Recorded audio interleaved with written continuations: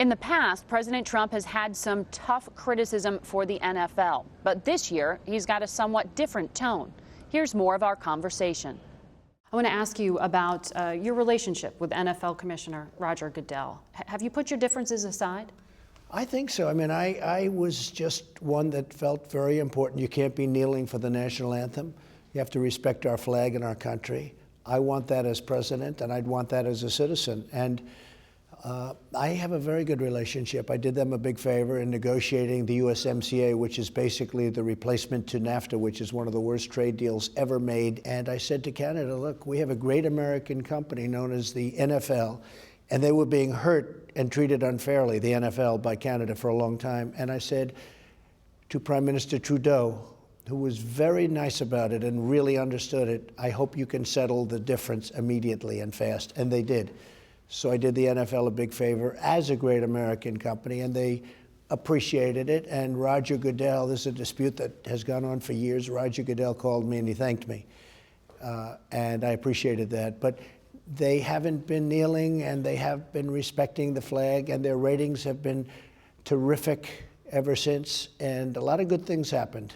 Talking about the kneeling position you've taken and the controversy around it, do you think that the players who did kneel had a point? I mean, are you sensitive at all to players like Colin Kaepernick who point out that the majority of victims of police violence are black? Well, you know, I'm the one that had passed judicial reform. And if you look at what I did, criminal judicial reform and what I've done, President Obama tried, they all tried, everybody wanted to do it, and I got it done. And I've been, you know, really, a lot of people in the NFL have been calling and thanking me for it. Really? They have been calling and thanking. You know that people have been trying to get that taken care of, and it's now signed into law and affects tremendous numbers of people and very good people. I think that when you want to protest, I think that's great, but I don't think you do it at the sake of our flag, at the sake of our national anthem. Absolutely. But you are, do I understand you saying there, though, that you still are sensitive, though? I mean, you understand the motivation for the protest, though you don't like the form of it. A lot of it is having to do with reform, from what I understand, whether it's criminal justice or whatever it may be. And they have different versions, and everybody seemed to have a different version of it. But a lot of it had to do with that, and I took care of that. I think that people have to, at all times, respect our flag, and at all times respect our national anthem and our country. And I think there are plenty of places and times you can protest, and you can do a lot, but you can't do that. That's my opinion. In a CBS poll we just took, 63% of Americans say they disapprove about how you're handling issues of race in the U.S. Well, what do you think I think that what has happened is very interesting. The economy is so good right now. You saw the jobs report just came out, 304,000 added jobs, which is a shocker for the month, a shocker to a lot of people. They thought it was going to be half that number. The African Americans have the best employment numbers in the history of our country. Hispanic Americans have the best employment numbers in the history of our country. Asian Americans, the best in the history of our country. You look at women, the best in 61 years, and our employment numbers are phenomenal, the best in over 50 years.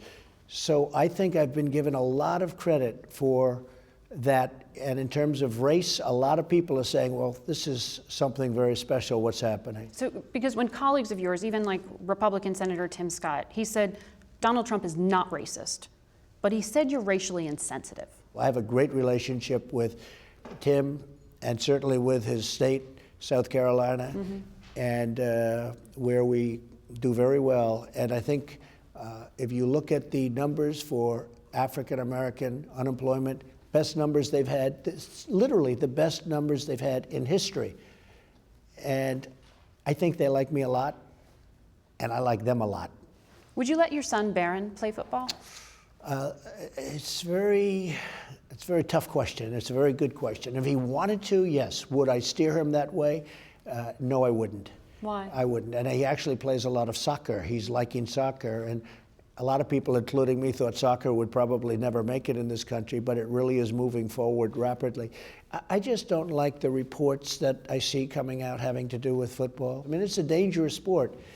And I think it's It's really tough. I thought the equipment would get better, and it has. The helmets have gotten far better, but it hasn't solved the problem.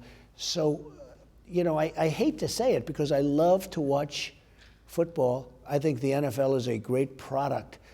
But I really think that as far as I've heard NFL players saying they wouldn't let their sons play football. So it's not totally unique, but I would have a hard time with it. There will be more of our conversation with the president about football at 3:30 Eastern, 12:30 Pacific as we get closer to kickoff. And we'll get the president's thoughts on North Korea, the Russia investigation, and China in our next half hour.